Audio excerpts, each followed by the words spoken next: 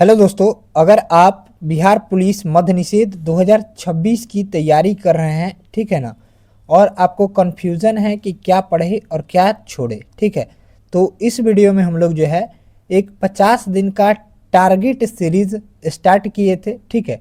ये हमारा डे 4 होने वाला है। इससे पहले डे 1, डे 2 और डे 3 ये कराया जा चुका है। अगर आप नहीं देखे हैं तो उस वीडियो का लिंक इस वीडियो का डिस्क्रिप्शन बॉक्स में मिल जाएगा, या फिर प्लेलिस्ट बना दिया गया है, वहाँ से जाकर उसको देख सकते हैं, ठीक है। तो इस वीडियो में हम लोग जो है लूसेंट 2026 एडिशन वाला बुक और एनसीईआरटी सार संग्रह बुक, इस दो बुक से हम लोग पढ़ने वाले हैं, जो कि काफ़ी बेहतरीन बुक है। अगर आप डेली फॉलो कर रहे होंगे तो आपको पता होगा कि कल हमने कहाँ तक पढ़ाई किया था, ठीक है। तो आज के वीडियो में हम लोग जो है राज्य के नीति निर्देशक सिद्धांत यानी डीपीएसपी से स्टार्ट करना है और आगे लेकर चलना है। तो अगर आप वीडियो पिछला नहीं देखे हैं, यानी डे 1, डे 2 और डे 3 नहीं देखे हैं, तो उस वीडियो का लिंक इसी वीडियो के डिस्क्रिप्शन बॉक्स में मिल जाएगा, या फिर प्लेलिस्ट बना दिया गया है, वहाँ से जाकर भी देख लीजिएगा। तब इस वीडियो को देखिएगा, काफ़ी फायदा होगा। तो चलिए स्टार्ट करते हैं। राज्य के नीति निर्देशक तत्व, ये लूसेंट बुक से हो गया। तो चलिए शुरू करते हैं। तो यहाँ पर दिया गया है, राज्य के नीति निर्देशक सिद्धांत का वर्णन संविधान के भाग 4 में अनुच्छेद 36 से 51 तक किया गया है। इंपॉर्टेंट है, जो हाईलाइट कर रहे हैं उसको ध्यानपूर्वक देखिएगा। इसकी प्रेरणा आयरलैंड के संविधान से मिली है, ये हमने बता दिया है। इसे न्यायालय द्वारा लागू नहीं किया जा सकता, यानी इसे वैधानिक शक्ति प्राप्त नहीं है, किंतु फिर भी इस भाग में अधिकथित तत्व देश के शासन में मूलभूत है और विधि बनाने में इन तत्वों को लागू करना राज्य का कर्तव्य होगा। यानी भारतीय संविधान के अनुसार राज्य का नीति निर्देशक तत्व शासन के लिए आधारभूत है, ठीक है। नेक्स्ट देखिए, बी आर अम्बेडकर यानी भीमराव अंबेडकर ने राज्य के नीति निर्देशक तत्व को भारत के संविधान की अनूठी विशेषता कहा है। इंपॉर्टेंट है, याद रखिएगा। भारत के संविधान में कल्याणकारी राज्य की संकल्पना का समावेश राज्य के नीति निर्देशक तत्वों में किया गया है। कल्याणकारी राज्य का उद्देश्य सामाजिक और आर्थिक प्रजातंत्र की स्थापना करना होता है, यानी सामाजिक और आर्थिक प्रजातंत्र की स्थापना के उद्देश्य से ही संविधान में नीति निर्देशक तत्वों को शामिल किया गया है। नोट में दिया गया है, भारत सरकार अधिनियम 1935 में अंतर्विष्ट अनुदेश प्रपत्र को भारतीय संविधान में राज्य का नीति निर्देशक तत्वों के रूप में समाविष्ट किया गया है। यह प्रपत्र 1935 के अधिनियम के तहत ब्रिटिश सरकार द्वारा भारत के गवर्नर जनरल और प्रांतों के गवर्नर को जारी किया गया था। नेक्स्ट है राज्य के नीति निर्देशक तत्व, जो कि अनुच्छेद 36 से लेकर 51 तक है और भाग 4 में इसका वर्णन है। तो इसको हम लोग देखते हैं। तो अनुच्छेद 38 में दिया गया है, राज्य लोक कल्याण की अभिवृद्धि के लिए सामाजिक व्यवस्था बनाएगा जिससे नागरिक को सामाजिक, आर्थिक एवं राजनीतिक न्याय मिलेगा। अनुच्छेद 39 में है, इसमें आर्थिक न्याय प्राप्त करने के सिद्धांत का उल्लेख किया गया है। अनुच्छेद 39 के क में पुरुष और स्त्री सभी नागरिकों को जीविका के पर्याप्त साधन प्राप्त करने का अधिकार हो, ठीक है। ये 39 के क में वर्णित किया गया है। अनुच्छेद 39 के ख में देखिए क्या दिया गया है,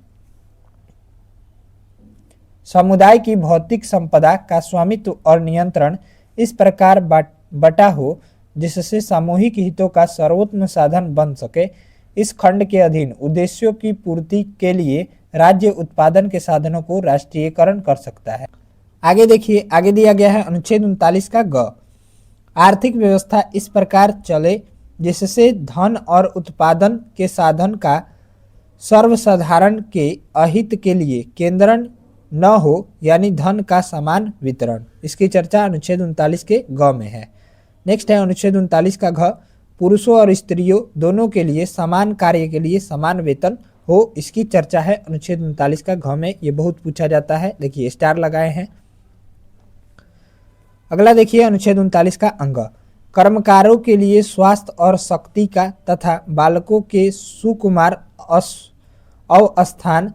अवस्थान का दुरुपयोग न हो और आर्थिक आवश्यकता से विवश होकर नागरिकों को ऐसे रोजगार में न जाना पड़े जो उनकी आयु या शक्ति के अनुकूल न हो। नेक्स्ट है अनुच्छेद 39 का च, बालकों को स्वतंत्र और गरिमामय वातावरण में स्वस्थ विकास के अवसर और सुविधाएं दी जाए और बालकों व अल्पवयी व्यक्तियों को शोषण से तथा नैतिक और आर्थिक परित्याग से रक्षा की जाए। खंड च 42वें संविधान संशोधन द्वारा जोड़ा गया था, यानी 39 का च। नेक्स्ट है अनुच्छेद 40, जो कि काफ़ी महत्वपूर्ण है। अनुच्छेद 40 में जो है ग्राम पंचायतों का संगठन यानी गठन का वर्णन है। अनुच्छेद 41 देखिए, अनुच्छेद 40 में ग्राम पंचायतों के गठन का वर्णन है। अनुच्छेद 41 में कुछ दशाओं में काम, शिक्षा और लोक सहायता पाने का अधिकार, इसकी चर्चा है। 15 अगस्त 1995 से प्रभाव में आया राष्ट्रीय सामाजिक कार्यक्रम भारतीय संविधान के अनुच्छेद 41 के प्रावधानों की पूर्ति करता है। इसका उद्देश्य गरीबों को सामाजिक सहायता उपलब्ध कराना। वर्तमान में इसमें 5 योजनाएं शामिल है। इंदिरा गांधी राष्ट्रीय वृद्धावस्था पेंशन योजना, इंदिरा गांधी राष्ट्रीय विधवा पेंशन योजना, इंदिरा गांधी राष्ट्रीय विकलांगता पेंशन योजना और राष्ट्रीय परिवार लाभ योजना और अन्नपूर्णा योजना। नेक्स्ट है अनुच्छेद 42, काम की न्याय संगत और मनवोचित दशाओं का तथा प्रसूति सहायता का उपबंध की चर्चा इसमें है, अनुच्छेद 42 में। नेक्स्ट है कर्मकारों के लिए निर्वाचन, मजदूरी एवं कुटीर उद्योग को प्रोत्साहन की चर्चा जो है आपका अनुच्छेद 43 में है। अगला देखिए अनुच्छेद 44, नागरिकों के लिए समान सिविल संहिता यानी समान नागरिक संहिता की चर्चा जो है आपका आर्टिकल 44 में है, जो कि काफ़ी महत्वपूर्ण आर्टिकल है, बार बार पूछा जाता है।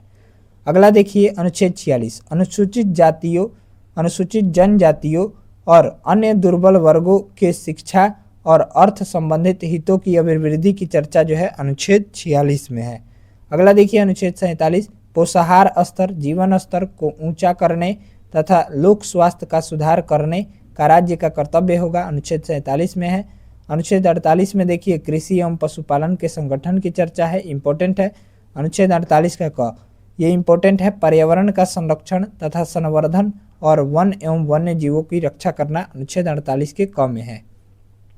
नेक्स्ट देखिए अनुच्छेद 49, राष्ट्रीय महत्व के स्मारकों, स्थानों व वस्तुओं का संरक्षण करना और अनुच्छेद 50 में कार्यपालिका एवं न्यायपालिका का पृथक्करण की चर्चा है। अनुच्छेद 51, अंतर्राष्ट्रीय शांति और सुरक्षा की अभिवृद्धि की चर्चा है। आगे देखिए 36 से 51 हो गया। उपरोक्त अनुच्छेद के अतिरिक्त कुछ ऐसे अनुच्छेद भी हैं जो राज्य के लिए निदेशक सिद्धांत के रूप में कार्य करते हैं, जैसे अनुच्छेद 350 का क, प्राथमिक स्तर पर मातृभाषा में शिक्षा देना। अनुच्छेद 351, हिंदी को प्रोत्साहन देना। ठीक है, याद रखिएगा। राज्य का नीति निर्देशक तत्व एक ऐसा चेक है जो बैंक की सुविधा अनुसार अदा की जाएगी। यह किसका कथन है? तो केटी शाह का है, ये बहुत बार पूछा जा चुका है। राज्य का नीति निर्देशक तत्व एक ऐसा चेक है जो बैंक की सुविधा अनुसार अदा की जाएगी, यह कथन जो है केटी शाह का है। ठीक है, अगला देख लीजिए, अगला दिया गया है, अगला है यहाँ पर मौलिक अधिकार एवं नीति निर्देशक सिद्धांत में अंतर। तो मौलिक अधिकार हमने अगले वीडियो में पढ़ लिया था, तो अब हम लोग मौलिक अधिकार एवं नीति निर्देशक सिद्धांतों में अंतर देखेंगे। तो यहाँ पर देखिए नीति निर्देशक सिद्धांत और मौलिक कर्तव्य इंपॉर्टेंट जो है, इसको हम हाईलाइट कर देंगे, आप लोग देख लीजिएगा। तो यह आयरलैंड यानी नीति निर्देशक तत्व आयरलैंड के संविधान से लिया गया है, जबकि मौलिक अधिकार जो है आपका यूएसए के संविधान से लिया गया है। ठीक है, इंपॉर्टेंट है। अगला देखिए, इसका वर्णन संविधान के भाग 4 में किया गया है और मौलिक अधिकार का वर्णन जो है भाग 3 में किया गया है, इंपॉर्टेंट है। नेक्स्ट है, इसे लागू कराने के लिए न्यायालय नहीं जाया जा सकता और मौलिक अधिकार लागू कराने के लिए न्यायालय जा सकते हैं। ठीक है, नेक्स्ट है, यह समाज की भलाई के लिए है और यह व्यक्ति के अधिकार के लिए है। ठीक, अगला दिया गया है, इसके पीछे राजनीतिक मान्यता है और मौलिक अधिकार के पीछे कानूनी मान्यता है, याद रखिएगा, पूछा जाता है। यह सरकार के अधिकारों को बढ़ाता है और यह सरकार के महत्व को घटाता है। ठीक है, नेक्स्ट देखिए, यह राज्य सरकार के द्वारा लागू यह करने के बाद ही नागरिक को प्राप्त होता है और यह अधिकार नागरिकों को स्वतः प्राप्त होता है, यानी मौलिक अधिकार नागरिकों को स्वतः प्राप्त होता है। नेक्स्ट देखिए मौलिक कर्तव्य। मौलिक कर्तव्य देखिए, तो सरदार स्वर्ण सिंह समिति की अनुशंसा पर संविधान के 42वें संविधान संशोधन 1976 के द्वारा संविधान में 10 मौलिक कर्तव्य जोड़ा गया। याद रखिएगा, स्वर्ण सिंह समिति की अनुशंसा पर संविधान के 42वें संविधान संशोधन 1976 के द्वारा संविधान में 10 मौलिक कर्तव्य जोड़ा गया। 86वें संविधान संशोधन अधिनियम 2002 के तहत 11वां मौलिक कर्तव्य जोड़ा गया। याद रखिएगा, इस जिसे वो कौन सा है, तो आपका शिक्षा है। 86वां संविधान संशोधन 2002 के द्वारा जो है ये आपका किसे जोड़ा गया था मौलिक अधिकार में, तो आपका किसको जोड़ा गया था, तो शिक्षा को। ठीक है, तो ध्यान पूर्वक इसको याद रखिएगा, पूछा जाता है। जोड़ा गया। आगे देखिए, इसे रूस के संविधान से लिया गया है, यानी मौलिक कर्तव्य रूस के संविधान से लिया गया है। इसे भाग 4 के क में और अनुच्छेद 51 के क के तहत रखा गया है, इंपॉर्टेंट है।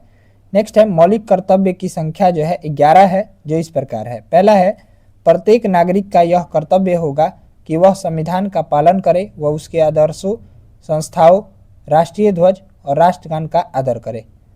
नेक्स्ट देखिए, स्वतंत्रता के लिए हमारे राष्ट्रीय आंदोलन को प्रेरित करने वाले उच्च आदर्शों को हृदय में संजोए रखे और उनका पालन करे। तीसरा है, भारत की प्रभुता, एकता और अखंडता की रक्षा करे और उसे अक्षुण्ण रखे। नेक्स्ट है 4 नंबर, देश की रक्षा करे। 5वां है, भारत के सभी लोगों में समरसता और समान भ्रातृत्व की भावना का निर्माण करें। अगला है, हमारी सामाजिक संस्कृति की गौरवशाली परंपरा का महत्व समझे और उसका संरक्षण करे। 7वां है, प्राकृतिक पर्यावरण की रक्षा और उसका संवर्धन करे। 8वां है, वैज्ञानिक दृष्टिकोण और ज्ञानार्जन की भावना का विकास करे। 9वां है, सार्वजनिक संपत्ति को सुरक्षित रखे।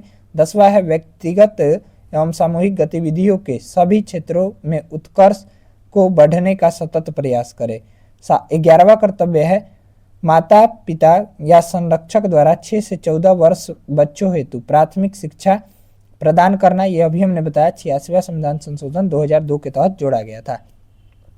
नेक्स्ट देखिए, भारत की संप्रभुता, एकता और अखंडता को सुनिश्चित तथा संरक्षित करने का भाव मौलिक कर्तव्य में ही निहित है। नेक्स्ट देखिए, संघीय कार्यपालिका। चलिए देखते हैं इसको। 13 नंबर चैप्टर है इंडियन पॉलिटी का, हम लोग पॉलिटी पढ़ रहे हैं। भारतीय संघ की कार्यपालिका शक्ति राष्ट्रपति में निहित होती है। ये डायरेक्ट प्रश्न पूछा जाता है, संघ की कार्यपालिका शक्ति किसमें निहित होती है? ऑप्शन दे देगा राज्यपाल, राष्ट्रपति, प्रधानमंत्री और एक और ऑप्शन दे देगा, राष्ट्रपति टिक लगाना है। ठीक है, अनुच्छेद 53 में इसकी चर्चा है। ठीक है, नेक्स्ट है, भारत में संसदीय व्यवस्था को अपनाया गया है क्योंकि मंत्री परिषद लोकसभा के प्रति उत्तरदायी है, अतः राष्ट्रपति नाम मात्र की कार्यपालिका है तथा प्रधानमंत्री व उसका मंत्रिमंडल वास्तविक कार्यपालिका है। राष्ट्रपति से संबंधित अनुच्छेद 52 देखिए, तो राष्ट्रपति देश का संवैधानिक प्रधान होता है। राष्ट्रपति भारत का प्रथम नागरिक कहलाता है। ये सब इंपॉर्टेंट है। राष्ट्रपति पद की योग्यता, तो भारतीय संविधान के अनुच्छेद 58 के अनुसार कोई व्यक्ति राष्ट्रपति होने के योग्य तब होगा जब वह भारत का नागरिक हो, 35 वर्ष की आयु पूरी कर चुका हो, लोकसभा का सदस्य निर्वाचित किए जाने योग्य हो और चुनाव के समय लाभ के पद धारण नहीं करता है। ठीक है, नहीं करता हो। नोट में है, यदि व्यक्ति राष्ट्रपति या उपराष्ट्रपति के पद पर हो या संघ अथवा किसी राज्य मंत्री का सदस्य हो तो वह लाभ का पद नहीं माना जाएगा। नेक्स्ट देखिए, राष्ट्रपति के निर्वाचन के निर्वाचक मंडल, अनुच्छेद 54 में इसका वर्णन है। इसमें राज्यसभा, लोकसभा और राज्यों की विधानसभाओं के निर्वाचित सदस्य रहते हैं। नवीनतम व्यवस्था के अनुसार पुडुचेरी विधानसभा तथा दिल्ली विधानसभा के निर्वाचित सदस्यों को भी सम्मिलित किया गया है। अगला देखिए, राष्ट्रपति पद के उम्मीदवार के लिए निर्वाचक मंडल के 50 सदस्य प्रस्तावक और तथा 50 सदस्य अनुमोदक होते हैं। एक ही व्यक्ति जितनी बार चाहे राष्ट्रपति पद निर्वाचित हो सकता है। राष्ट्रपति का निर्वाचन समानुपातिक प्रतिनिधित्व प्रणाली, तीसरे स्वरूप एकल संक्रमणीय मत प्रणाली के आधार पर होता है। तो याद रखिएगा, इसकी चर्चा अनुच्छेद 55 में की गई है। राष्ट्रपति के निर्वाचन से संबंधित विवादों का निपटारा उच्चतम न्यायालय यानी सुप्रीम कोर्ट द्वारा किया जाता है। इसको याद रखिएगा, निर्वाचन अवैध घोषित होने पर उसके द्वारा किए गए कार्य अवैध नहीं होते हैं। ठीक है, अगला देखिए, समानुपातिक प्रतिनिधित्व, ये उतना इम्पोर्टेंट नहीं है। ठीक है, तो यहाँ पर देखिए, भारत में हमने समानुपातिक प्रतिनिधित्व प्रणाली को केवल अप्रत्यक्ष चुनाव के लिए ही सीमित रूप में अपनाया है। हमारा संविधान राष्ट्रपति, उपराष्ट्रपति, राज्यसभा और विधान परिषदों के चुनाव के लिए समानुपातिक प्रतिनिधित्व प्रणाली का एक तीसरा और जटिल स्वरूप है, जिसे एकल संक्रमणीय मत प्रणाली कहते हैं, को अपनाया गया है। ठीक है, जो इम्पोर्टेंट है हम वही पढ़ा रहे हैं, क्योंकि ज़्यादा टाइम है नहीं, जून में एग्ज़ाम भी है और अप्रैल यहाँ पर चल रहा है। ठीक है, अगला देखिए, राष्ट्रपति अपने पद ग्रहण तिथि से 5 वर्ष की अवधि तक पद धारण करेगा। अपने पद की समाप्ति के बाद भी वह पद पर तब तक बना रहेगा जब तक उसका उत्तराधिकारी पद ग्रहण नहीं कर लेता। अनुच्छेद 56 में इसकी चर्चा है। पद धारण करने से पूर्व राष्ट्रपति को एक निर्धारित प्रपत्र पर भारत के मुख्य न्यायाधीश अथवा उनकी अनुपस्थिति में उच्चतम न्यायालय के वरिष्ठतम न्यायाधीश के सम्मुख शपथ लेनी पड़ती है। अनुच्छेद 77(1) के अनुसार भारत सरकार की समस्त कार्यपालिका कार्रवाई राष्ट्रपति के नाम की हुई कही जाएगी और अनुच्छेद 77(3) के अनुसार राष्ट्रपति भारत सरकार का कार्य अधिक सुविधापूर्वक किए जाने के लिए और मंत्रियों में उक्त कार्य के आवंटन के लिए नियम बनाएगा। ठीक है, भारत के राष्ट्रपति और नाम उन कार्यकाल दिए गए हैं। तो डॉक्टर राजेंद्र प्रसाद भारत के प्रथम राष्ट्रपति थे। इनका कार्यकाल 26/1/1950 से 13/5/1962 तक था। दूसरे राष्ट्रपति डॉक्टर सर्वपल्ली राधाकृष्णन थे।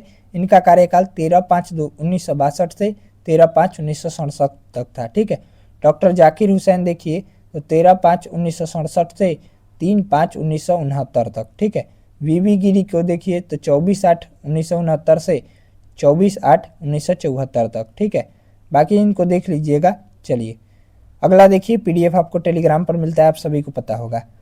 भारत के राष्ट्रपति नाम और कार्यालय दिए गए हैं, कार्यकाल। ठीक है, नाम और कार्यकाल दिए गए हैं। तो प्रणब मुखर्जी 25/7/2012 से 25/7/2017 तक। रामनाथ कोविंद, ठीक है, 25/7/2017 से 25/7/2022 तक। और वर्तमान में द्रौपदी मुर्मू हैं, जो कि 25/7/2022 से यहाँ पर राष्ट्रपति हैं। ठीक है, अगला देखिए, स्वतंत्रता के बाद पैदा होने वाली भारत की पहली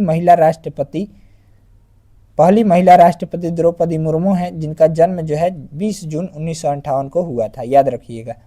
वीवी गिरी नोट में दिया गया है। वीवी गिरी 3 मई 1969 से 20 जुलाई 1969 तक। न्यायमूर्ति मोहम्मद हिदायतुल्लाह 20 जुलाई 1969 से 24 अगस्त 1969 ईस्वी तक।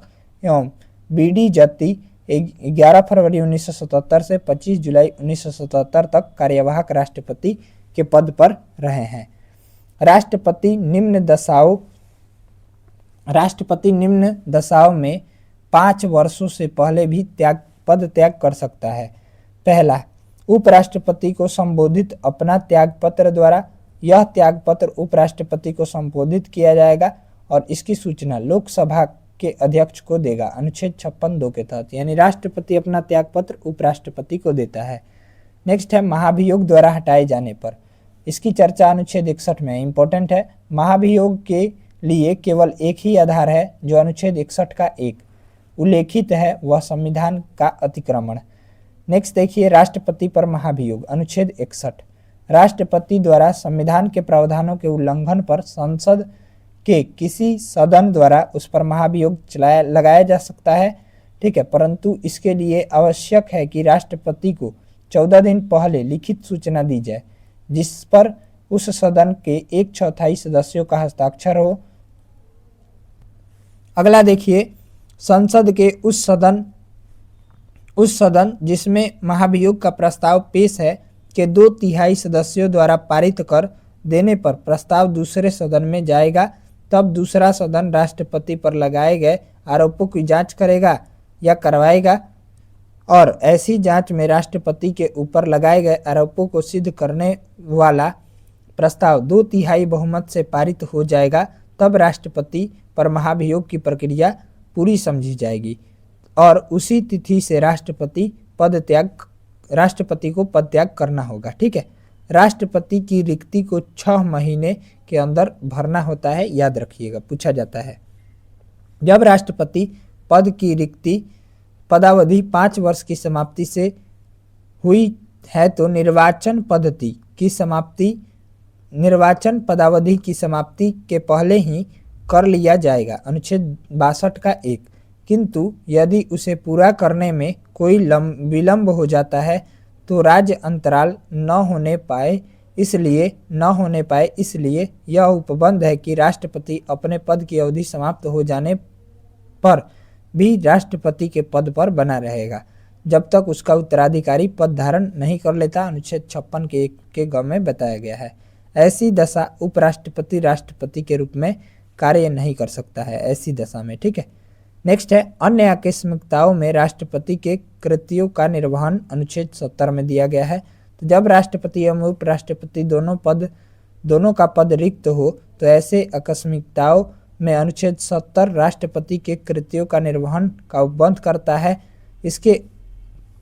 इसके अनुसार संसद जैसा उचित समझे वैसा उपबंध कर सकती है।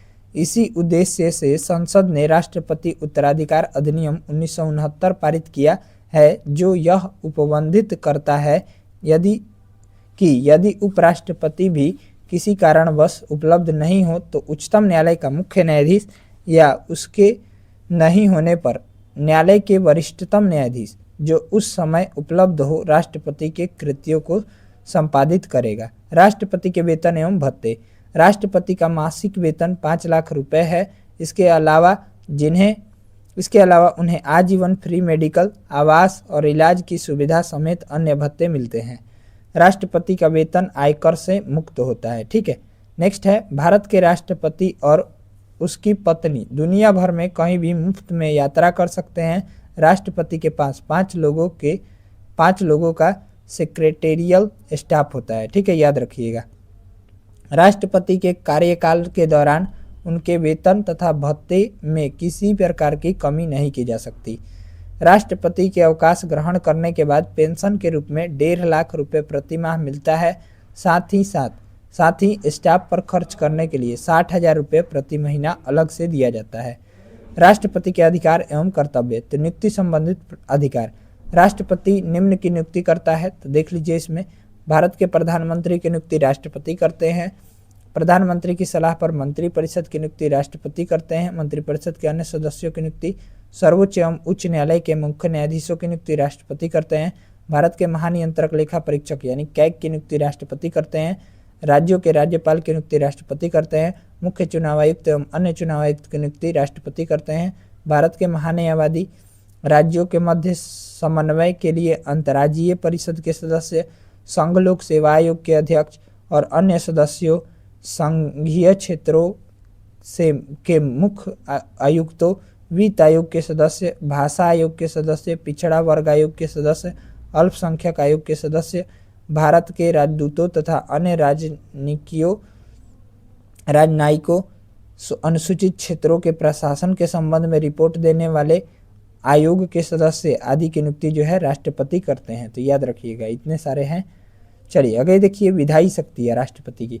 राष्ट्रपति संसद का अभिन्न अंग होता है। इसे निम्न विधायी शक्तियाँ प्राप्त हैं, ठीक है। पहला है संसद के सत्र को आहूत करने, सत्रावसान करने तथा लोकसभा भंग करने संबंधित अधिकार। दूसरा है संसद के एक सदन में एक साथ सम्मिलित रूप से दोनों सदनों में अभिभाषण करने की शक्ति। लोकसभा के लिए प्रत्येक साधारण निर्वाचन के पश्चात प्रथम सत्र के प्रारंभ में और प्रत्येक वर्ष के प्रथम सत्र के आरंभ में सम्मिलित रूप से संसद में अभिभाषण करने की शक्ति। संसद द्वारा पारित विधेयक राष्ट्रपति के अनुमोदन के बाद ही कानून बनता है, ठीक है। आगे देखिए पांचवा, संसद में निम्न विधेयक को पेश करने के लिए राष्ट्रपति की पूर्व सहमति आवश्यक है। पहला, नए राज्यों के निर्माण, वर्तमान राज्य के क्षेत्र सीमाओं और नामों में परिवर्तन संबंधी विधेयक। दूसरा, धन विधेयक, अनुच्छेद 110 में इसकी चर्चा है। संचित निधि में व्यय करने वाले विधेयक, अनुच्छेद 117 का क्लॉज 3 में इसकी चर्चा है। ऐसे कराधान पर जिसमें राज्य हित जुड़े हैं प्रावधान डालने वाले विधेयक और राज्यों के बीच व्यापार वाणिज्य समागम पर निर्बंधन लगाने वाले विधेयक, अनुच्छेद 304 में इसकी चर्चा है। यदि किसी साधारण विधेयक पर दोनों सदनों में कोई असहमति है तो उसे सुलझाने के लिए राष्ट्रपति दोनों सदनों की संयुक्त बैठक बुला सकता है, अनुच्छेद 108 के तहत। नेक्स्ट है, नोट में है, किसी अनुदान की मांग राष्ट्रपति की सिफारिश पर ही की जाएगी, अन्यथा नहीं, अनुच्छेद 113 का क्लॉज 3 में है। 3 नंबर है, संसद सदस्यों के मनोनयन का अधिकार। राष्ट्रपति को लोकसभा में आंग्ल भारतीय समुदाय के व्यक्तियों का प्रतिनिधित्व नहीं होने पर उसे समुदाय के 2 व्यक्तियों को मनोनीत करने की शक्ति संविधान के अनुच्छेद 331 के तहत प्रदान की गई थी, जिसे 104वें संविधान संशोधन द्वारा समाप्त कर दिया गया। इसी प्रकार वह कला, साहित्य, पत्रकारिता, विज्ञान और सामाजिक कार्यों में पर्याप्त अनुभव एवं दक्षता रखने वाले 12 व्यक्तियों को राज्यसभा में नामजद कर सकता है, अनुच्छेद 80(3) में इसकी चर्चा है। नेक्स्ट है, अध्यादेश जारी करने की शक्ति। तो संसद के स्थगन के समय अनुच्छेद 123 के तहत अध्यादेश जारी कर सकता है राष्ट्रपति, जिसका प्रभाव संसद के अधिनियमों के समान होता है। इसका प्रभाव संसद के सत्र शुरू होने के 6 सप्ताह तक रहता है, परंतु राष्ट्रपति राज्य सूची के विषयों पर अध्यादेश नहीं जारी कर सकता। जब दोनों सदनों सत्र में होते हैं तब राष्ट्रपति को यह शक्ति नहीं होती है। नेक्स्ट है, सैनिक शक्ति। सैन्य बलों की सर्वोच्च शक्ति राष्ट्रपति में सन्निहित है, किंतु इसका प्रयोग विधि द्वारा नियमित होता है। राजनीतिक शक्ति। दूसरे देशों के साथ कोई भी समझौता या संधि राष्ट्रपति के नाम से की जाती है। राष्ट्रपति विदेशों के लिए भारतीय राजदूतों की नियुक्ति करता है एवं भारत में विदेशों के लिए राजदूतों की नियुक्ति का अनुमोदन करता है। क्षमादान की शक्ति। संविधान के अनुच्छेद 72 के अंतर्गत राष्ट्रपति किसी अपराध के लिए दोषी ठहराए गए व्यक्ति के दंड को क्षमा करने, उसका प्रविलंबन, परिहार या लघुकरण की शक्ति प्राप्त है। ठीक है, और क्षमा में दंड, बंदीकरण, दंडों दोनों को हटा दिया जाता है। ठीक है, तथा दोषी को पूर्णतः मुक्त कर दिया जाता है। लघुकरण में दंड के स्वरूप को बदलकर कम कर दिया जाता है, जैसे मृत्युदंड। लघुकरण क्या हो जाएगा तो कठोर कारावास या साधारण कारावास में परिवर्तित करना। परिहार में दंड की प्रकृति में परिवर्तन किए बिना उसकी अवधि कम कर दी जाती है, जैसे 2 वर्ष की कठोर कारावास को 1 वर्ष में बदल देना। प्रविलंबन में किसी दंड, विशेषकर मृत्यु दंड, रोक लगाने ताकि दोषी व्यक्ति क्षमा याचना कर सके। विराम में किसी दोषी की सजा को विशेष स्थिति में कम कर दिया जाता है, जैसे गर्भवती स्त्री की सजा कम कर देना। जब क्षमादान की पूर्व याचिका राष्ट्रपति ने रद्द कर दी हो तो दूसरी याचिका नहीं दायर की जा सकती। अगला देखिए, अगला है राष्ट्रपति की आपातकालीन शक्तियाँ। तो आपातकाल से संबंधित उपबंध भारतीय संविधान के भाग 18 में है। ठीक है, अनुच्छेद 352 से 360 के अंतर्गत। जब हमने भाग पढ़ा था तो बताए थे। ठीक है, के अंतर्गत मिलता है, मंत्रिपरिषद के परामर्श से राष्ट्रपति 3 प्रकार के आपातकाल लागू कर सकता है। पहला है युद्ध व बाह्य आक्रमण या सशस्त्र विद्रोह के कारण लगाया गया आपातकाल, अनुच्छेद 352 के तहत। अगला देखिए, भी है राज्यों में संवैधानिक तंत्र के विफल हो जाने पर उत्पन्न आपातकाल, अनुच्छेद 356 के तहत, अर्थात राष्ट्रपति शासन इसको बोलते हैं। और वित्तीय आपातकाल, अनुच्छेद 360 के तहत, न्यूनतम अवधि इसकी 2 माह होती है। राष्ट्रपति किसी सार्वजनिक महत्व के प्रश्न पर उच्चतम न्यायालय से अनुच्छेद 143 के अधीन परामर्श ले सकता है, लेकिन वह यह परामर्श मानने के लिए बाध्य नहीं है। राष्ट्रपति की वीटो शक्ति देखिए दिया गया है, संसद द्वारा पारित कोई विधेयक तभी अधिनियम बनता है जब राष्ट्रपति उसे अपनी सहमति देता है। जब ऐसा विधेयक राष्ट्रपति की सहमति के लिए प्रस्तुत होता है तो उसके पास 3 विकल्प होते हैं संविधान के अनुच्छेद 111 के अंतर्गत। पहला है, वह विधेयक पर अपनी स्वीकृति दे सकता है। दूसरा, विधेयक पर अपनी स्वीकृति को सुरक्षित रख सकता है। और तीसरा, वह विधेयक को छोड़कर को संसद के पुनर्विचार हेतु लौटा सकता है। हालांकि यदि संसद इस विधेयक को पुनः बिना किसी संशोधन के अथवा संशोधन करके राष्ट्रपति के सामने प्रस्तुत करे तो राष्ट्रपति को अपनी स्वीकृति देनी ही होगी, यह अनिवार्य है। इस प्रकार राष्ट्रपति के पास संसद द्वारा पारित विधेयकों के संबंध में वीटो शक्ति होती है, अर्थात वह विधेयक को अपनी स्वीकृति के लिए सुरक्षित रख सकता है। वीटो लैटिन शब्द है जिसका अर्थ होता है रोकना। ठीक है, भारत के राष्ट्रपति में 3 प्रकार के वीटो शक्ति निहित है। पहला, आत्यांतिक वीटो अर्थात विधायिका द्वारा पारित विधेयक पर अपनी राय सुरक्षित रखना। दूसरा है निलंबनकारी वीटो, जो विधायिका द्वारा साधारण बहुमत द्वारा निरस्त की जा सकती है। और तीसरा है जेबी वीटो या पॉकेट वीटो, विधायिका द्वारा पारित विधेयक पर कोई निर्णय नहीं करना। पहला है आत्यांतिक वीटो। इसका संबंध राष्ट्रपति की उस शक्ति से है जिसमें वह संसद द्वारा पारित किसी विधेयक को अपने पास सुरक्षित रखता है।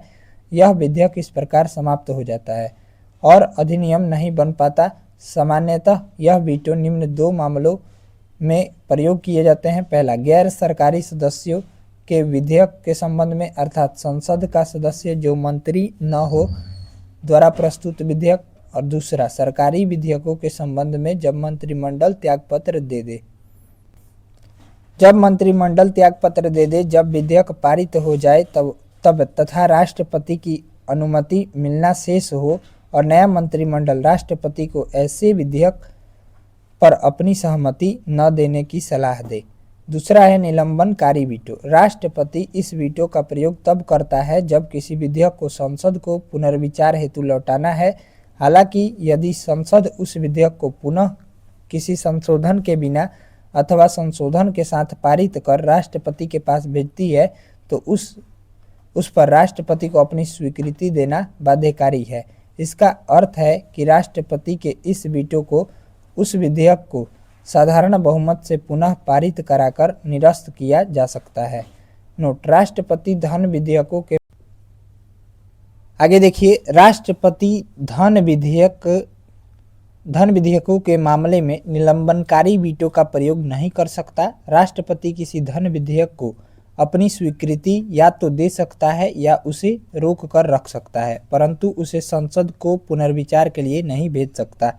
साधारणतः राष्ट्रपति धन विधेयक पर अपनी स्वीकृति उस समय दे देता है जब यह संसद में उसकी पूर्वानुमति से प्रस्तुत किया जाता है। ठीक है, नेक्स्ट है जेबी वीटो। 3 नंबर है जेबी वीटो। राष्ट्रपति किसी विधेयक पर अनुमति देने या न देने के निर्णय लेने की सीमा का अभाव होने के कारण राष्ट्रपति जेबी वीटो का प्रयोग कर सकता है, क्योंकि अनुच्छेद 111 केवल यह कहता है कि यदि राष्ट्रपति विधेयक लौटाना चाहता है तो विधेयक को उसे प्रस्तुत किए जाने के बाद यथाशीघ्र लौटा देगा। जेबी वीटो शक्ति का प्रयोग का उदाहरण है 1986 ईस्वी में संसद द्वारा पारित भारतीय डाकघर संशोधक विधेयक, जिस पर तत्कालीन राष्ट्रपति ज्ञानी जैल सिंह ने कोई निर्णय नहीं लिया। 3 वर्ष पश्चात 1989 में अगले राष्ट्रपति आर वेंकट रमन ने इस विधेयक को नई राष्ट्रीय मोर्चा सरकार के पुनर्विचार हेतु भेज दिया, परंतु सरकार ने इसे रद्द करने का फैसला लिया। नेक्स्ट है, नोट में दिया गया है, संविधान संशोधन से संबंधित अधिनियमों में राष्ट्रपति के पास कोई वीटो शक्ति नहीं है। 24वें संविधान संशोधन अधिनियम 1971 ने संविधान संशोधन विधेयकों पर राष्ट्रपति को अपनी स्वीकृति देने के लिए बाध्यकारी बना दिया। नेक्स्ट है, राज्य विधायिका पर राष्ट्रपति का वीटो। राज्य विधायिकाओं के संबंध में भी राष्ट्रपति के पास वीटो शक्तियां हैं। राज्य विधायिका द्वारा पारित कोई भी विधेयक तभी अधिनियम बनता है जब राज्यपाल अथवा राष्ट्रपति, यदि विधेयक राष्ट्रपति के विचारार्थ लाया गया हो तो उस पर अपनी स्वीकृति दे देता है। नेक्स्ट है, जब कोई विधेयक राज्य विधायिका द्वारा पारित कर राज्यपाल के विचारार्थ उसकी स्वीकृति के लिए लाया जाता है तो अनुच्छेद 200 के अंतर्गत उसके पास 4 विकल्प होते हैं। पहला, धन विधेयक, वह विधेयक पर अपनी स्वीकृति दे सकता है। दूसरा, वह विधेयक पर अपनी स्वीकृति सुरक्षित रख सकता है। और वह विधेयक यदि धन विधेयक न हो को राज्य विधेयक को पुनर्विचार के लिए लौटा सकता है, अथवा वह विधेयक को राष्ट्रपति के विचाराधीन आरक्षित कर सकता है। जब कोई विधेयक राज्यपाल द्वारा राष्ट्रपति के विचारार्थ आरक्षित किया जाता है तो राष्ट्रपति के पास 3 विकल्प होते हैं। अनुच्छेद 201 के तहत वह विधेयक पर अपनी स्वीकृति दे सकता है, वह विधेयक पर अपनी स्वीकृति सुरक्षित रख सकता है, और वह राज्यपाल को निर्देश दे सकता है कि वह विधेयक धन विधेयक है या नहीं को राज्य विधायिका के पास पुनर्विचार हेतु लौटा दे।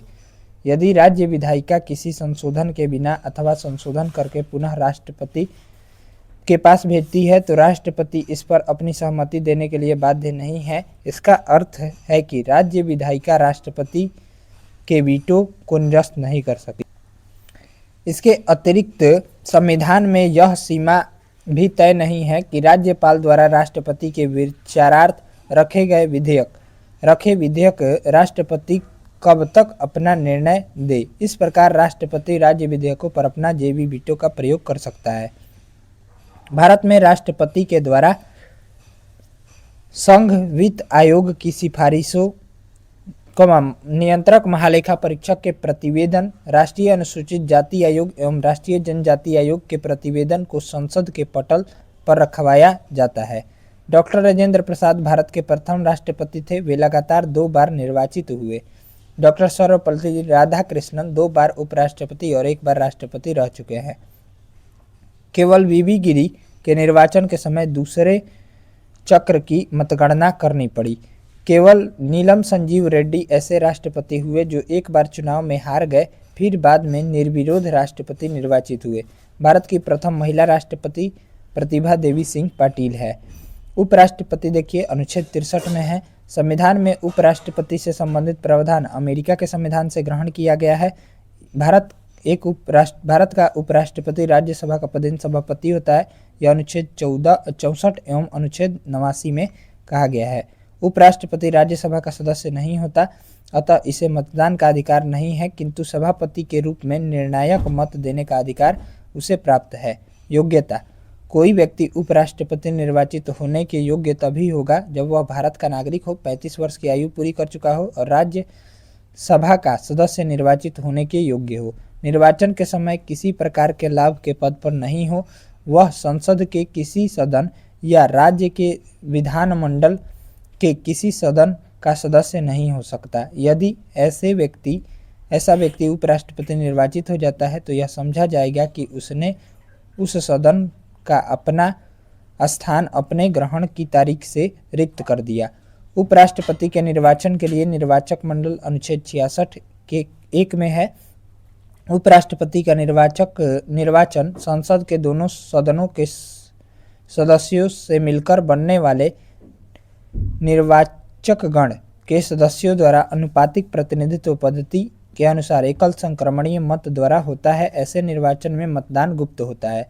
नोट: संसद के दोनों सदनों से बनने वाले निर्वाचकगण में निर्वाचित एवं मनोनीत सदस्य शामिल होते हैं। उपराष्ट्रपति को अपना पद ग्रहण करने से पूर्व राष्ट्रपति अथवा उसके द्वारा नियुक्त किसी व्यक्ति के समक्ष शपथ लेनी पड़ती है।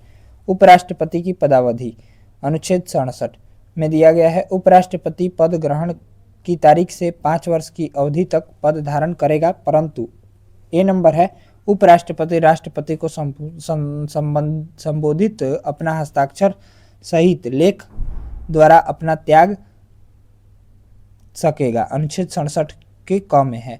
बी में है अनुच्छेद बी में दिया गया है उपराष्ट्रपति राज्यसभा के ऐसे संकल्प द्वारा अपने पद से हटाया जा सकेगा जिसे राज्यसभा के तत्कालीन व समस्त सदस्यों के बहुमत ने पारित किया है और जिससे लोकसभा सहमत है, किंतु ये आपका अब हम लोग इससे आगे जो है हम लोग अगले वीडियो में यानी डे 5 में कंप्लीट करेंगे। उपराष्ट्रपति अभी बचा हुआ है।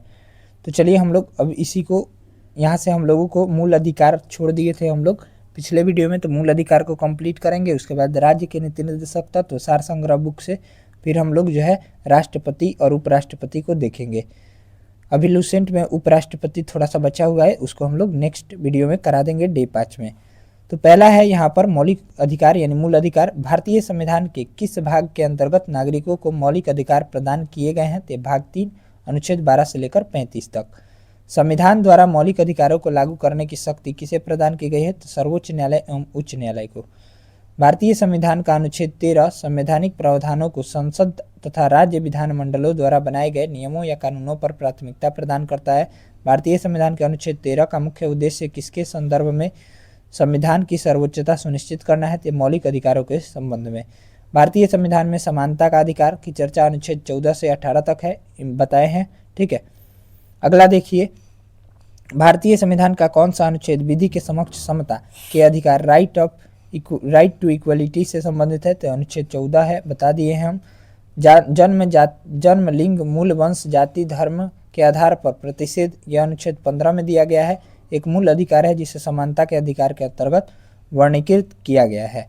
नेक्स्ट है, भारतीय संविधान की प्रस्तावना में प्रयुक्त शब्द समाजवाद को किस अनुच्छेद के साथ समग्रता में रखकर सर्वोच्च न्यायालय द्वारा समान कार्य के लिए समान वेतन, तो अभी हमने बताया अनुच्छेद 14 से 16 में है। ठीक है, अगला देखिए, भारतीय संविधान के अनुच्छेदों में से कौन सा अनुच्छेद लोक नियोजन के विषय में भारत के सभी नागरिकों को अवसर की समानता की गारंटी प्रदान करता है? तो हमने बता दिया है अनुच्छेद 16 का 1 और अनुच्छेद 16 का 2। आगे देखिए, संवैधानिक उपबंध, तो केवल भारतीय नागरिकों को प्राप्त मूल अधिकार और भारत एवं विदेशी नागरिकों को प्राप्त मूल अधिकार। तो भारतीय नागरिकों को प्राप्त मूल अधिकार में पहला है धर्म, मूल वंश, जाति, लिंग, जन्म स्थान के आधार पर विभेद का प्रतिषेध, ये आपका आर्टिकल 15 में है, ये भारतीय नागरिकों को प्राप्त है। दूसरा यहाँ पर देखिए, लोक नियोजन के विषय में अवसर की समता, ये अनुच्छेद 16 में हमने बता दिया है, भारतीय नागरिकों को प्राप्त है। वाक एवं अभिव्यक्ति शांतिपूर्ण एवं शस्त्र रहित सम्मेलन करने संघ बनाने की स्वतंत्रता अनुच्छेद 19 में है, ये भारतीय नागरिक को प्राप्त है। अल्पसंख्यक वर्गों के हितों का संरक्षण अनुच्छेद 29 में दिया गया है, यह भी केवल भारतीय नागरिकों को प्राप्त मूल अधिकार है। और शिक्षण संस्थाओं की स्थापना और प्रशासन करने का अल्पसंख्यक वर्गों का अधिकार अनुच्छेद 30 में इसकी चर्चा है, ये भी भारतीय नागरिकों को प्राप्त मूल अधिकार है। अब देखिए, भारत एवं विदेशी नागरिकों को प्राप्त मूल अधिकार, विधि के समक्ष समता और विधियों का समान संरक्षण आर्टिकल 14 में है, ये हमने बता दिया है, ये भारत एवं विदेशी दोनों को प्राप्त है। अपराधों के लिए दोष सिद्धि के संबंध में संरक्षण अनुच्छेद 20 में है। जीवन का अधिकार अनुच्छेद 21 में है। शिक्षा का अधिकार अनुच्छेद 21 का क में है, यानी ए में है। कुछ दशाओं में गिरफ्तारी एवं निरोध से संरक्षण अनुच्छेद 22 में है। शोषण के विरुद्ध अधिकार अनुच्छेद 23 से 24 में है। धर्म एवं संस्कृति की स्वतंत्रता अनुच्छेद 25, 26, 27, 28 में है। ठीक है, अगला देखिए, संविधान के किस अनुच्छेद के अंतर्गत अस्पृश्यता का उन्मूलन किया गया है, यानी छुआछूत का? तो अनुच्छेद 17 के अंतर्गत। संविधान में अस्पृश्यता परिभाषित नहीं है। अस्पृश्यता निवारण अधिनियम 1955 के अंतर्गत अस्पृश्यता को बढ़ावा देना एक दंडनीय अपराध है। अनुच्छेद 18 का संबंध किससे है? तो उपाधियों के अंश से, हमने बता दिया है। अगला देखिए, भारतीय संविधान के किस अनुच्छेद में वाक एवं अभिव्यक्ति की स्वतंत्रता की चर्चा है? तो आपका अनुच्छेद 19 में है। भारत के संविधान में प्रेस की स्वतंत्रता की चर्चा अनुच्छेद 19 का ए में है। अगला देखिए, भारतीय संविधान में आर्थिक समानता इकोनॉमिक इक्वलिटी समानता के मौलिक अधिकार में सम्मिलित नहीं है। नेक्स्ट है, अनुच्छेद 19 के अंतर्गत 6 स्वतंत्रताएं होती है, तो वो कौन कौन से हैं? तो पहला है वाक एवं अभिव्यक्ति की स्वतंत्रता, अनुच्छेद 19 के ए में है, बता दिए हैं हम। ठीक है, शांतिपूर्ण हथियार रहित सम्मेलन का अधिकार, यह अनुच्छेद 19 के बी में है। ठीक है, बाकी संगम या संघ सहकारी समिति बनाने की स्वतंत्रता अनुच्छेद 19 के 1 के सी में है। और भारत के राज्य क्षेत्र के में आबाद संचरण का अधिकार अनुच्छेद 19 का डी में है। और यहाँ पर कोई वृत्ति आजीविका व्यवसाय या व्यापार करने का अधिकार, यह अनुच्छेद 19 के 1 के जी में है। और भारत के किसी भाग में निवास व बसने का अधिकार अनुच्छेद 19 का ई में है। ठीक है, तो ये 6 प्रकार की स्वतंत्रताएं हैं, याद रखिएगा। भारतीय संविधान के किस अनुच्छेद के अंतर्गत यह प्रावधान किया गया है कि किसी अपराध से के विमुक्त को स्वयं अपने विरुद्ध गवाह बनने के लिए बाध्य नहीं किया जा सकता? तो आपका अनुच्छेद 19 के 20 के सी में है, अनुच्छेद 20 के सी में है। नेक्स्ट है, संविधान का कौन सा अनुच्छेद दोष सिद्धि के संबंध में अभियुक्तों को दोहरे दंड एवं स्व अभिशासन से संरक्षण प्रदान करता है? तो अनुच्छेद 20 हो जाएगा। भारतीय संविधान का कौन सा अनुच्छेद व्यक्ति की विदेशी यात्रा के अधिकार को संरक्षण प्रदान करता है? तो अनुच्छेद 21 हो जाएगा। मौलिक अधिकारों के अंतर्गत कौन सा अनुच्छेद बच्चों के शोषण के विरुद्ध प्रावधान से संबंधित है? तो अनुच्छेद 24 हो जाएगा। ठीक है, और भारतीय संविधान के अनुच्छेद 25 में प्रयुक्त हिंदू शब्द में बौद्ध, जैन, सिख धर्म भी सम्मिलित है। भारतीय संविधान के अनुच्छेद 32 के अंतर्गत कौन सा अधिकार परिवर्तित किए जा सकते हैं? तो मौलिक अधिकार। मौलिक अधिकार का संरक्षक कौन है? तो आपका न्यायपालिका है। ठीक है, नेक्स्ट है, भारतीय संविधान के अनुच्छेद 30 के 1 के अनुसार अल्पसंख्यकों को अपनी रुचि के शिक्षण संस्थाओं को स्थापित एवं संचालित करने के अधिकार को संरक्षण प्रदान करता है। ठीक है, अगला देखिए, डॉक्टर भीमराव अंबेडकर ने मौलिक अधिकारों में से किसे संविधान का हृदय एवं आत्मा कहा है? तो संवैधानिक उपचारों का अधिकार यानी अनुच्छेद 32 को, ये हमने बता दिया है। नेक्स्ट देखिए, यहाँ पर अगला दिया गया है,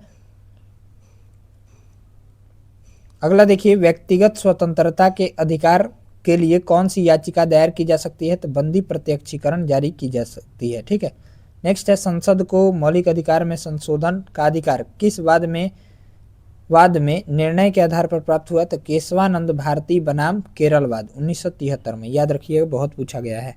संपत्ति के अधिकार को किस संविधान संशोधन के द्वारा मौलिक अधिकार की श्रेणी से हटाकर वैधानिक अधिकार बना दिया गया? तो 44वां संविधान संशोधन 1978 के द्वारा। वर्तमान समय में भारतीय संविधान के अंतर्गत संपत्ति का अधिकार किस प्रकार का अधिकार है? तो वैधानिक अधिकार है। सूचना का अधिकार एक विधिक अधिकार है जो सूचना का अधिकार अधिनियम 2005 के माध्यम से प्रदान किया गया है। आर्थिक रूप से पिछड़े वर्ग यानी ईडब्ल्यूएस, इकोनॉमिकली वीकर सेक्शन यानी ईडब्ल्यूएस को आरक्षण प्रदान करने के लिए संविधान में कौन सा अनुच्छेद जोड़े गए? तो आपका अनुच्छेद 15 का 6 और अनुच्छेद 16 का 6। 6 से 14 वर्ष की आयु के बच्चों को प्रदत्त शिक्षा का अधिकार किस प्रकार का अधिकार है? तो मूल अधिकार है। ठीक है, भारतीय संविधान द्वारा प्राप्त संवैधानिक उपचारों का अधिकार गैर नागरिकों को भी उपलब्ध है। कौन सा मूल अधिकार राष्ट्रीय आपातकाल अनुच्छेद 352 में भी समाप्त या सीमित नहीं किया जा सकता? तो व्यक्तिगत स्वतंत्रता एवं जीवन जीने का अधिकार। बंधुआ मजदूर उन्मूलन अधिनियम संसद द्वारा किस वर्ष पारित किया गया? तो वर्ष 1976 में। मूल अधिकार अनुच्छेद दिए गए हैं, समानता का अधिकार अनुच्छेद 14 से 18, स्वतंत्रता का अधिकार 19 से 22, शोषण के विरुद्ध अधिकार 23 से 24, धार्मिक स्वतंत्रता का अधिकार 25 से 28, संस्कृति एवं शिक्षा संबंधी अधिकार अनुच्छेद 29 से 30, संवैधानिक उपचारों का अधिकार अनुच्छेद 32। नेक्स्ट है, अनुच्छेद 26 के अंतर्गत सभी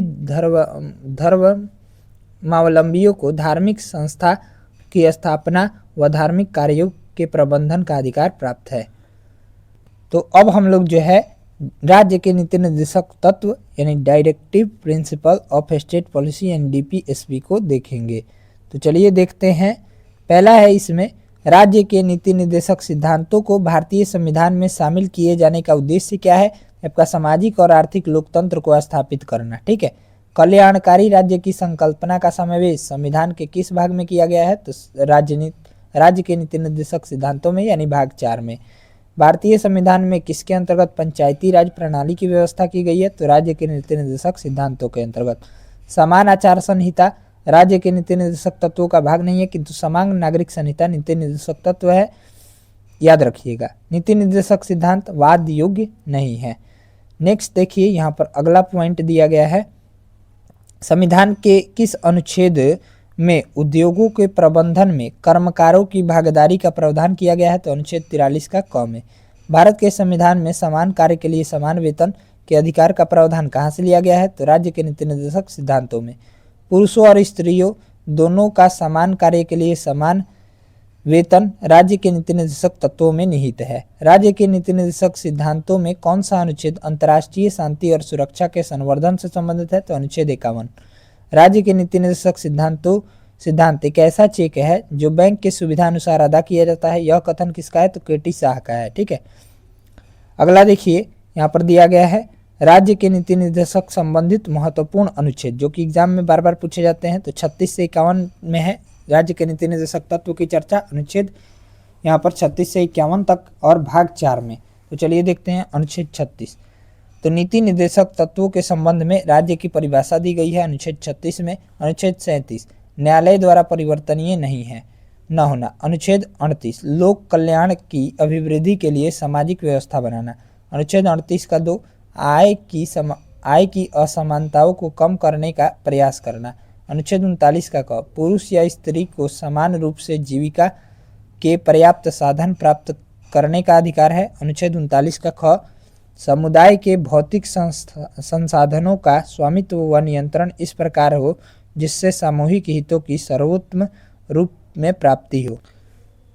अगला देखिए, अगला दिया गया है अनुच्छेद 39 का घ, पुरुषों व स्त्रियों दोनों को समान कार्य के लिए समान वेतन दिया गया है। अनुच्छेद 39 का अंग, ठीक है, पुरुषों और स्त्रियों स्त्री कर्मकारों के स्वास्थ्य व शक्तियों का तथा बालकों के सुकुमार अवस्था का दुरुपयोग न हो, इसकी चर्चा है। अनुच्छेद 40 में ग्राम पंचायतों के गठन की चर्चा है। अनुच्छेद 41 कुछ दशाओं में काम, शिक्षा व लोक सहायता पाने का अधिकार है। अनुच्छेद 42 काम की न्याय संगत एवं मनोचित दशाएं तथा प्रसूति सहायता। अनुच्छेद 43 कर्मकारों के लिए निर्वाह मजदूरी आदि की चर्चा है। ठीक है, बाकी आगे देखिए, यहाँ पर दिया गया है अनुच्छेद 43 का क, उद्योगों के प्रबंधन में कर्मकारों का भाग लेना। अनुच्छेद 43 का ख, सहकारी समितियों के स्वैच्छिक गठन, स्वायत्त संचालन, लोकतांत्रिक नियंत्रण तथा व्यावसायिक प्रबंधन को बढ़ावा देना। अनुच्छेद 44 सभी नागरिकों के लिए समान नागरिक संहिता। अनुच्छेद 45 6 से कम आयु के बच्चों के लिए निःशुल्क शिक्षा व अनिवार्य शिक्षा का प्रावधान। अनुच्छेद 46 एससी और एसटी दुर्बल वर्गों के शैक्षिक व आर्थिक हितों की अभिवृद्धि। अनुच्छेद 47 पोषाहार स्तर और जीवन स्तर तथा लोक स्वास्थ्य में सुधार तथा हानिकारक नशीले पदार्थों का उपभोग पर प्रतिबंध। बाकी देखिए, अनुच्छेद 48 कृषि और पशुपालन में आधुनिक और वैज्ञानिक प्रणालियों का प्रयोग करना, गायों, बछड़ों तथा अन्य दुधारू पशुओं के वध पर प्रतिबंध एवं उनकी नस्लों में सुधार के प्रयास। अनुच्छेद 48 का पर्यावरण का संरक्षण व संवर्धन और वन तथा वन्य जीवों की रक्षा करना। अनुच्छेद 49 राष्ट्रीय महत्व के कलात्मक और ऐतिहासिक अभिरुचि वाले स्मारकों या स्थानों या वस्तुओं का संरक्षण करना। अनुच्छेद 50 कार्यपालिका से न्यायपालिका का पृथक्करण। अनुच्छेद 51 अंतर्राष्ट्रीय शांति और सुरक्षा की अभिवृद्धि करना। मूल अधिकार कानूनी रूप से मान्य है, जबकि नीति निर्देशक तत्व को नैतिक एवं सामाजिक रूप से मान्यता प्राप्त है, याद रखिएगा। अब मूल कर्तव्य देख लीजिए, फंडामेंटल ड्यूटीज। किस देश के संविधान से मूल कर्तव्य लिया गया है? तो आपका जो है यहाँ पर पूर्व सोवियत संघ यानी यूएसएसआर यानी रूस के संविधान से। भारतीय संविधान के किस भाग में मौलिक कर्तव्य का उल्लेख है? तो भाग 4 के ए में यानी क में। स्वर्ण सिंह समिति ने संविधान में 8 मूल कर्तव्य जोड़े जाने का सुझाव दिया था, लेकिन 42वां संविधान संशोधन 1976 द्वारा 10 मूल कर्तव्य जोड़ा गया। तो हमने लुसेंट बुक में पहले ही बता दिया है और बोला था याद रखने के लिए। नेक्स्ट है, भारतीय संविधान में मूल कर्तव्य किस समिति की अनुशंसा पर शामिल किए गए थे? तो सरदार स्वर्ण सिंह समिति 1976 में गठित। भारतीय संविधान में 11वें मूल कर्तव्य को किस संविधान संशोधन द्वारा जोड़ा गया? तो अभी हमने बताया था कुछ देर पहले, 86वें संविधान संशोधन अधिनियम 2002 के द्वारा, जो कि कौन सा था? तो शिक्षा का अधिकार। नेक्स्ट है, मूल कर्तव्यों को मुख्यतः किन वर्गों में रखा गया है? तो नैतिक कर्तव्य तथा नागरिक कर्तव्य। मूल कर्तव्यों के अंतर्गत स्वतंत्रता संग्राम के उच्च आदर्शों का सम्मान किस प्रकार का कर्तव्य माना जाता है? तो नैतिक कर्तव्य माना जाता है। प्राकृतिक पर्यावरण एवं वन्य जीव संरक्षण सभी नागरिकों के मूल कर्तव्य में से एक है। राष्ट्रीय महत्व के स्थानों और स्मारकों की रक्षा करना मौलिक कर्तव्य नहीं है, बल्कि राज्य के नीति निर्देशक तत्व का अंग है। महिलाओं के सम्मान के लिए कुप्रथाओं का त्याग करना प्रत्येक भारतीय नागरिक का कर्तव्य है। यह किस अनुच्छेद में है? तो आपका अनुच्छेद 51 के क के 5 में है। ठीक है, मूल कर्तव्य किन पर लागू होते हैं? तो केवल नागरिकों पर लागू होते हैं। चलिए अगला देखिए, अगला पॉइंट यहाँ पर दिया गया है, नागरिकों के लिए 11 मौलिक कर्तव्य जो दिए गए हैं उसको देखते हैं। तो पहला है, ये हमने देख लिया है, ठीक है ना, इसको 2 बार नहीं देखेंगे, लुसेंट बुक से हमने देखा था, ठीक है, तो एक बार देख लीजिएगा। चलिए आगे देखते हैं हम लोग। किसी व्यक्ति को राष्ट्रगान गाने के लिए बाध्य नहीं किया जा सकता है, सर्वोच्च न्यायालय ने किस मामले में ऐसा कहा था? तो विजय इमैनुअल बनाम केरल राज्य 1986 में। चलिए अगला देखिए, यहाँ पर दिया गया है, सर्वोच्च न्यायालय के मुख्य न्यायाधीश PN भगवती 1985 से 86 को जनहित याचिका का जनक, फादर ऑफ PIL कहा जाता है, याद रखिए। आगे देखिए, राष्ट्रपति यानी प्रेसिडेंट को देखेंगे अब। तो राष्ट्रपति पद की अहर्ताएं यानी क्वालिफिकेशन क्या है? इसकी चर्चा जो है अनुच्छेद 58 में है, और इसकी क्वालिफिकेशन देखिए, तो भारत का नागरिक होना चाहिए, न्यूनतम आयु 35 वर्ष होना चाहिए, लोकसभा सदस्य निर्वाचित होने योग्य होना चाहिए और किसी लाभ के पद पर न होना चाहिए। भारत में राष्ट्रपति का निर्वाचन किस प्रकार होता है? तो अप्रत्यक्ष मतदान से यानी अनुपातिक प्रतिनिधित्व से एकल संक्रमणीय मत पद्धति द्वारा होता है। नेक्स्ट है, भारत के राष्ट्रपति के चुनाव में मतदान कौन करता है? तो राज्यसभा, लोकसभा और राज्यों एवं केंद्र शासित प्रदेशों के विधानसभाओं के निर्वाचित सदस्य जो है वो वोट करते हैं। ठीक है। नेक्स्ट है, भारत के राष्ट्रपति उम्मीदवार के प्रस्ताव का अनुसमर्थन कम से कम कितने सदस्यों द्वारा किया जाना चाहिए? तो 50 निर्वाचकों द्वारा। भारत में राष्ट्रपति का चुनाव एकल संक्रमणीय एकल हस्तांतरणीय मत प्रणाली द्वारा किया जाता है। राष्ट्रपति के निर्वाचन में किसी राज्य का मुख्यमंत्री किस स्थिति में मतदान करने के लिए पात्र नहीं होगा। नेक्स्ट है, यदि वह राज्य विधानमंडल में उच्च सदन का सदस्य हो। नेक्स्ट देखिए, कौन राष्ट्रपति के निर्वाचक मंडल का तो भाग है परंतु वह उसके महाभियोग से में भाग नहीं लेता? तो राज्य की विधानसभाएं। संसद अथवा विधानसभा का कोई सदस्य राष्ट्रपति निर्वाचित हो सकता है, परंतु उस पर क्या शर्त है? तो निर्वाचित होने के उपरांत उस पर अपनी सदस्यता छोड़नी है। अगला देखिए, संसद के लिए राष्ट्रपति का अभिभाषण कौन तैयार करता है? तो केंद्रीय मंत्रिमंडल। राष्ट्रपति की मृत्यु, पद त्याग अथवा हटाए जाने पर पद की रिक्ति को 6 माह की समय सीमा के भीतर भरना होगा। नेक्स्ट है, भारत के राष्ट्रपति चुनाव में उत्पन्न विवाद का निपटारा सर्वोच्च न्यायालय करता है। भारत के राष्ट्रपति को उसके कार्यकाल की समाप्ति से पूर्व किस प्रकार हटाया जा सकता है? तो महाभियोग द्वारा, जिसकी चर्चा जो है ये आपका आर्टिकल हमने बताया था 61 में है। ठीक है। अगला देखिए, भारत के राष्ट्रपति को उसके पद से हटाने का अधिकार किसे है? तो संसद को है। ठीक है। चलिए नेक्स्ट देखते हैं। अगला दिया गया है यहाँ पर, संघ की कार्यपालिका शक्तियां किस अनुच्छेद के अंतर्गत राष्ट्रपति में निहित है? तो अनुच्छेद 53 के अंतर्गत। अनुच्छेद 61 के अंतर्गत राष्ट्रपति पर महाभियोग संसद के किस सदन द्वारा प्रारंभ किया जा सकता है? तो संसद के किसी भी सदन द्वारा। ठीक है। भारतीय संविधान का कौन सा अनुच्छेद राष्ट्रपति पद के लिए पुनः निर्वाचन की पात्रता निर्धारित करता है? तो अनुच्छेद 57। राष्ट्रपति को कोई भी विषय पुनर्विचार के लिए मंत्रिपरिषद को वापस भेजने का अधिकार किस संविधान संशोधन द्वारा प्रदान किया गया है? तो 44वां। भारतीय संविधान के किस अनुच्छेद के अंतर्गत राष्ट्रपति संसद के दोनों सदनों द्वारा पारित किसी विधेयक पर अपनी स्वीकृति रोक सकता है? तो अनुच्छेद 111 के अंतर्गत। किस अनुच्छेद के अंतर्गत राष्ट्रपति कुछ आकस्मिकताओं में राज्यपाल के कार्यों के निर्वहन हेतु बंद कर सकता है? तो अनुच्छेद 160 में। राष्ट्रपति से संबंधित महत्वपूर्ण अनुच्छेद जो कि बार बार एग्जाम में आए हुए हैं, तो इसको देखिएगा। अनुच्छेद 52 भारत का राष्ट्रपति होगा, इसकी चर्चा अनुच्छेद 52 में है। अनुच्छेद 53 संघ की कार्यपालिका शक्ति राष्ट्रपति में निहित होगी। और राष्ट्रपति का निर्वाचन मंडल अनुच्छेद 54 में है। राष्ट्रपति के निर्वाचन की रीति अनुच्छेद 55 में है। राष्ट्रपति की पदावधि अनुच्छेद 56 में है। पुनर्विचार के लिए पात्रता अनुच्छेद 57 में है। राष्ट्रपति के निर्वाचित होने के लिए अर्हताएं अनुच्छेद 58 में है। राष्ट्रपति पद के लिए शर्तें अनुच्छेद 59 में है। राष्ट्रपति द्वारा शपथ या प्रतिज्ञान अनुच्छेद 60 में है। राष्ट्रपति पर महाभियोग चलाने की प्रक्रिया अनुच्छेद 61 में है। राष्ट्रपति पद रिक्त होने की स्थिति में उसे भरने के लिए निर्वाचन करने का समय और आकस्मिक रिक्ति को भरने के लिए निर्वाचन व्यक्ति की पदावधि अनुच्छेद 62 में है। अनुच्छेद 72 में राष्ट्रपति को क्षमादान की शक्ति है। अनुच्छेद 73 में देखिए संघ की कार्यपालिका शक्ति का विस्तार किया गया है। राष्ट्रपति को मृत्यु दंड के मामले में क्षमादान करने की शक्ति प्राप्त है, किंतु राज्यपाल को यह शक्ति प्राप्त नहीं है। नेक्स्ट देखिए, सर्वोच्च न्यायालय के न्यायाधीश को उसके पद से कौन हटाने का अधिकार किसे प्राप्त है? तो राष्ट्रपति को। भारतीय संविधान का अनुच्छेद 143 राष्ट्रपति को उच्चतम न्यायालय के से परामर्श करने की शक्ति प्रदान करता है। राष्ट्रपति लोकसभा को कब भंग कर सकती है? तो केंद्रीय मंत्रिमंडल की अनुशंसा पर। लोकसभा और राज्यसभा का संयुक्त अधिवेशन किसके द्वारा आहूत किया जाता है? तो राष्ट्रपति द्वारा। भारत के राष्ट्रपति ने किस एकमात्र मामले में जेबी वीटो की शक्ति का प्रयोग किया? तो भारत डाकघर संशोधन विधेयक 1986 में।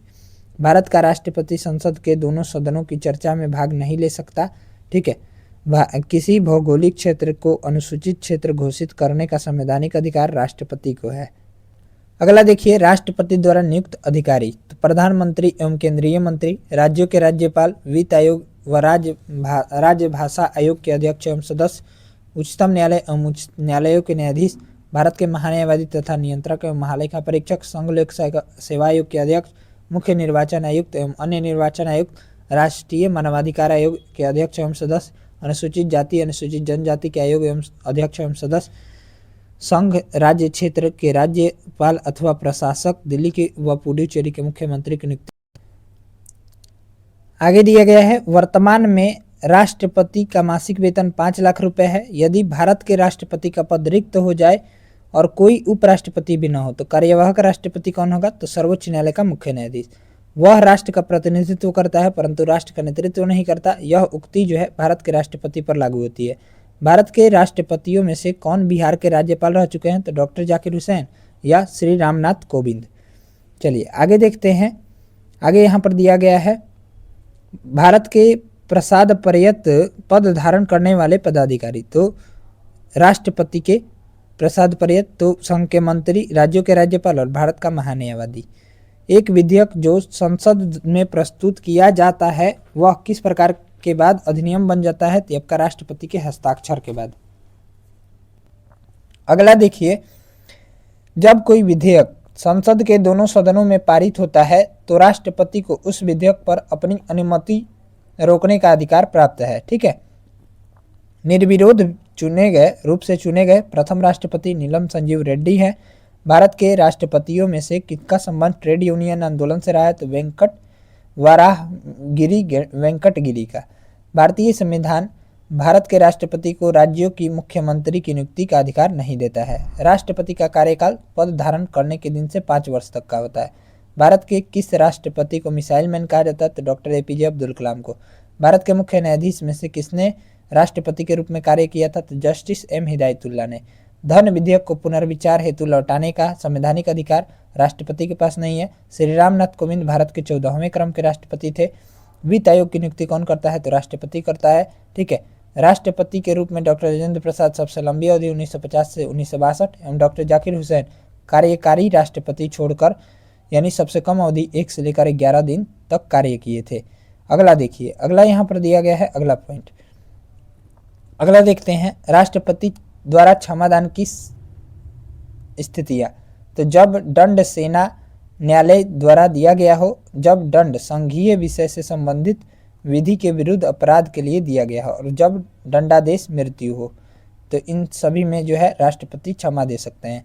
द्रौपदी मुर्मू भारत की प्रथम आदिवासी तथा द्वितीय महिला स्वतंत्र भारत में पैदा होने वाली प्रथम एवं सबसे कम उम्र की राष्ट्रपति हैं। तो चलिए हम लोग राष्ट्रपति तक कंप्लीट कर लिए हैं। अब अगले वीडियो में हम लोग उपराष्ट्रपति देखेंगे। लूसेंट बुक से भी थोड़ा सा हम उपराष्ट्रपति लूसेंट में पढ़ा भी दिए हैं आज के वीडियो में।